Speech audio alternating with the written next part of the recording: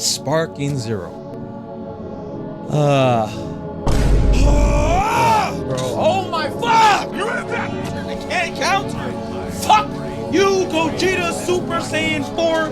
I fucking hate this nigga, bro. Oh my god.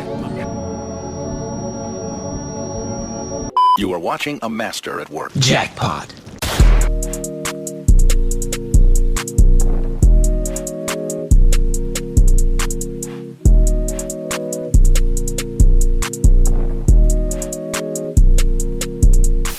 You're probably asking why I'm bringing this up now for the video, but it's because I haven't been playing this game. Remember, I have not been playing this game, and it's not because of the reasons that you may think it is. But I'm bringing up Sparking Zero because a lot of people that I see whenever I'm on TikTok or Twitter or wherever I'm going are flipping on this game. The hype for this game was really high, and now the lows for this game is really low, only due to the fact that social media has been saying a lot of bullshit that they're saying.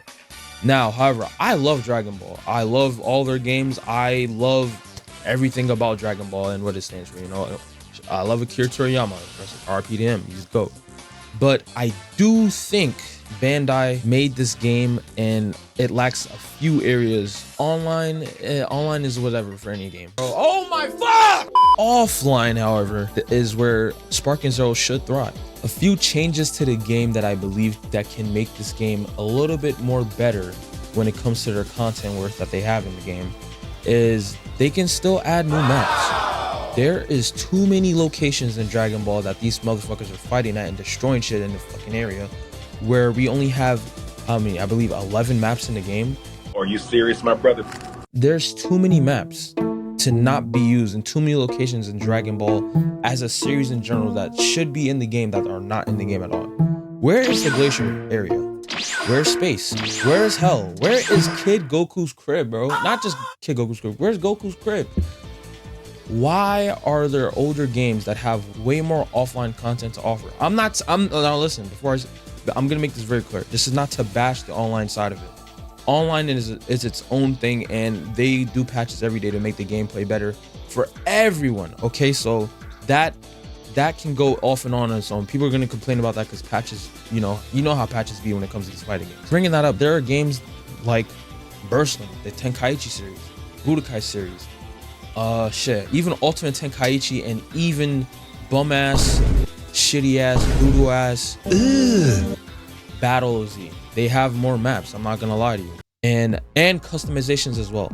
This game is more so focused on the fighting aspect of online and beating the shit out of each other for the fun of it, which I love that shit. What?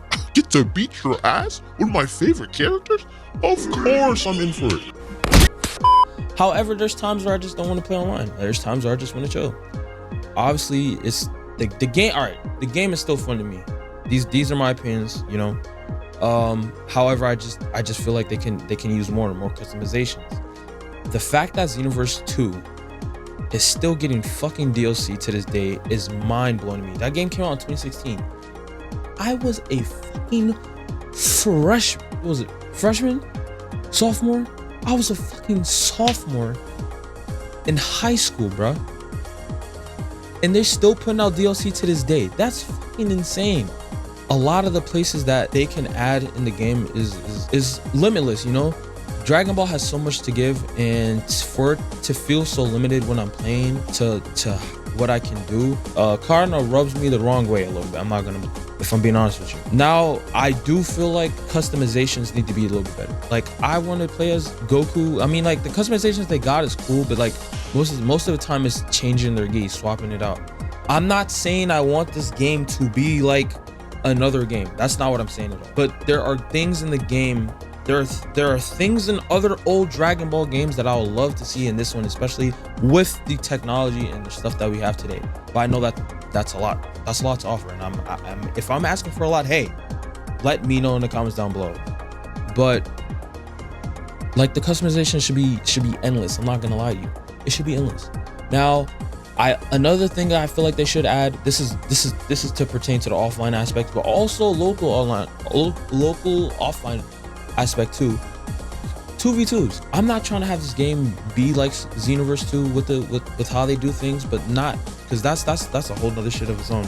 But 2v2 in this game would be really cool, especially since it's a part of the Tenkaichi series does. And I bring that up because why is there a PSP game? And if those that know about this game, y'all know, Tenkaichi Tag Team. Bro, that game was ahead of its time, and it was on a PSP handheld. It wasn't even on console. It wasn't on console at all. So why not have that 2v2 aspect imported into Sparking Zero? I think that would be fire. If I'm wrong, y'all should let me know. Now, I do hope with the future Sparking Zero things looking brighter. I know they just added Charlotte to the game, and I'm not necessarily saying that's gonna fix the game, but shout out to my boy Kagi Films, because that's fire. I really like that they added Charlotte into the game from Dragon Ball Legends. I just hope that down the line they add more characters. Obviously that's a no-brainer, but add more maps, and I hope they add more content to the game. Like I said, an open world part of Sparking Zero would be really fire, especially, but not just for all online. I'm talking about this for offline shit. Like how Dragon Ball Infinite is. That game is fire. I'm not gonna lie to you. Like how they had the training parts of it. That's fire. Like, ready? Start!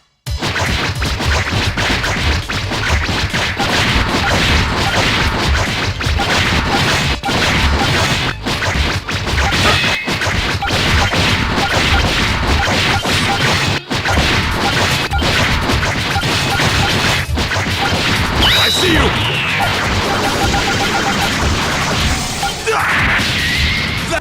Incredible. I wonder if these companies really look back at some of their games and think about some shit that worked and some shit that didn't work. I think Infinite World is amazing as a Budokai game because it's the most finished game of it's basically a more finished game of Budokai 3. They added way more characters than Super 17. Who else they had? They had some crazy ass characters in that game.